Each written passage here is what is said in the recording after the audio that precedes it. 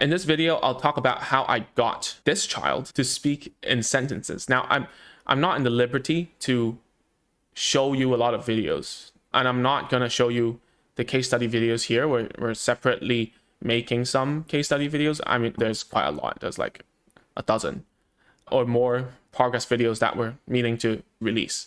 But I'm going to talk you through how I did it without meeting him. The first thing is online courses. So the parents who got the most results from us learn from our online courses that are free or low cost. Now they're all free. So you can just go to www.agentsofspeech.com/course, learn there. This particular child, he lives in the USA. His mother moved from Philippines to the USA for work. And during that time, she learned from our online course. And I never met this child just because I live in Asia. He lives in the US. It's pretty much impossible to have, like meeting. So we didn't even do any type of Zoom consultations with the child there, because that'd be really difficult, because he had mild to moderate autism spectrum disorder. So putting him on a video call, he'll just run off. So online courses, just to get all the bases covered, and I don't have to talk over and over again on the consultations, repeating the same stuff. So she took her own time, she learned that, right? And then when she was ready, she asked for help, right? She was like, so what do I do? Back in the day, when our parent coaching wasn't as well established, we would have Zoom calls. We don't have this anymore, by the way. We would have parents come on Zoom calls as a group, and we would teach like some basic speech therapy techniques that they can do. So I decided to teach this mother the basic skills, right? Sit the child down, get stuff that the child wants, and then go from there, right? At least get the child to sit down. We focus on the basic stuff. And then something what we call learning to learn skills. We got to get a child learning to learn skills up to par first. That means, can they sit down? Can they take commands? Are they snatching? If they are, then we have to teach that. It's just those basic skills that got to a point where, okay, now we can start injecting language goals into it. So then we taught one skill at a time. In the beginning, we start with just an open palm gesture, meaning the child wants to receive instead of grabbing. We have it well documented in the free courses. So go to agentsofspeech.com/course, all right? And then we progressed into verbal imitation. We got that done. And once we got that done, we start to teach phrases. So we realized that this particular kid, he had a lot of phrases coming out from, YouTube videos and so on, and he could sing really well. But then when you got to a point where you're trying to teach him sentences, he would miss out words, he would miss out sounds. So what did we do?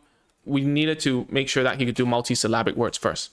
So then we decided to clap out the syllables or show fingers to how many syllables there are. Then he wasn't skipping syllables. He was done at single word level in terms of imitation, right? So then we needed to move on to a place where we didn't need to say the word and the child will still say it back. So kind of like, what's this? Or like, what's happening?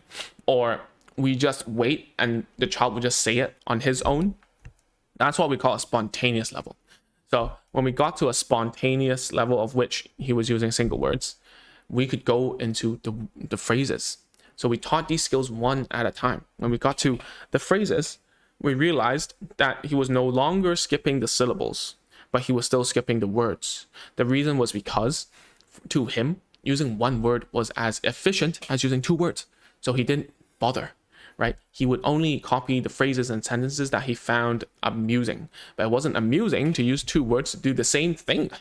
It wasn't efficient to him. It wasn't entertaining at all. So what we did was we didn't focus on teaching the two words. We decided to go into the play skill route and teach him to play a play sequence until he understood from like, you could cut something, wash something, and then dry it and eat it or whatever, or cook it or eat it. And you can just search inside of this YouTube channel for like play sequences. I've done some demos before, but we have more inside of our free courses. Again, agentsofspeech.com/course. Anyways, so once the child understood the play sequence, then it was the time to reintroduce the two-word phrases.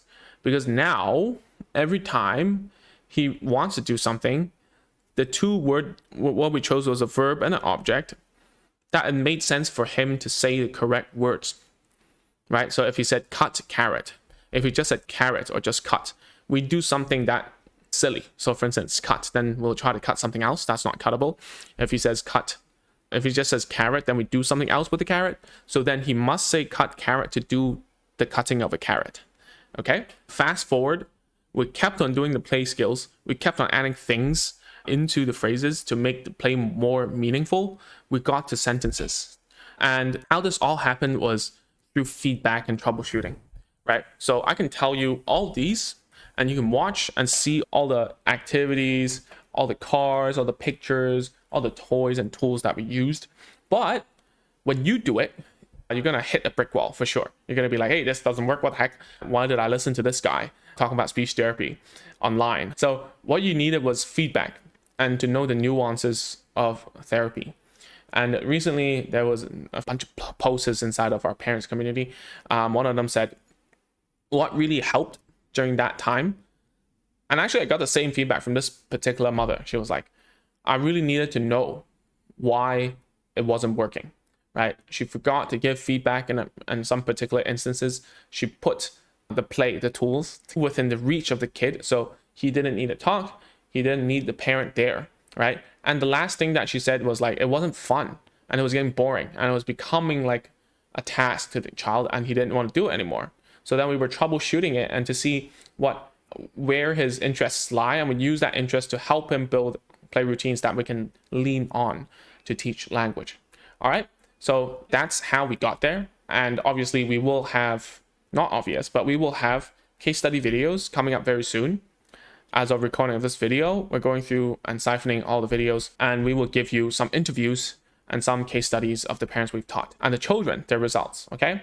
So if you don't want to miss any of that, you can go to www.agentsofspeech.com/course. Those courses go from 0 words all the way up to sentence building and even more, like verbal reasoning, behavioral management. And inside there's also a community of parents. We will announce there first when we do get the interviews and the case studies done. Okay, that's also free, by the way. That's all for now. Wish you a good week ahead, and I'll see you in the next one. Bye-bye.